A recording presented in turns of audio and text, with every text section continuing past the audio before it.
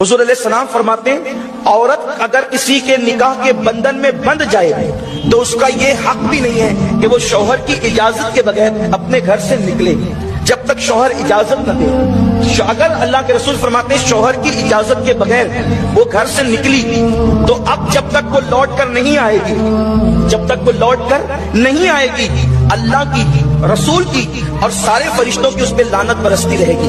तो सहाबे किराम ने आसान किया और उसकी आका, करीम आका, बंदा परवर आका, हमारे माँ बाप पे कुर्बान, क्या शौहर अगर बीवी पे जुल्म करता है तो भी वो शौहर की इजाजत के बगैर बाहर न निकले?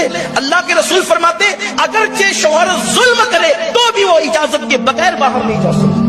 अल्लाह के रसूल अलैहिस्सलाम ने पाबंद किया। इसका मतलब यह है कि अगर लड़ झगड़ कर कोई औरत अपने शौहर के घर से बाहर निकलती है तो जब तक वो लौट कर नहीं आएगी, अब 10 दिन हो गए, 15 दिन हो गए, 50 दिन हो गए, साल भर हो गए, जब तक वो लौट कर नहीं आएगी उस पर मुसलसल लानत बरसती रहेगी। वो खा रही है तो लानत बरस रही है, वो पी रही है तो लानत बरस रही है, वो बिस्तर पर लेटी है तो लानत बरस रही है। उसकी वजह यह है कि हमारे यहाँ लड़कर जाने का तसव्वुर नहीं है।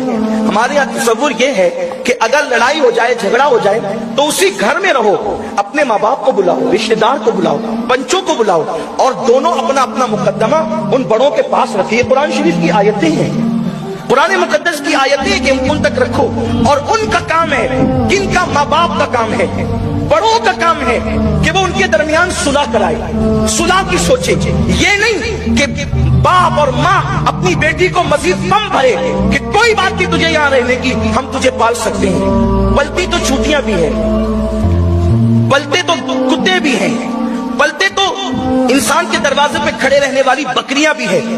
बात रोटी कपड़ा मकान की नहीं है, बात इज्जत के साथ बेटी के जीने की है।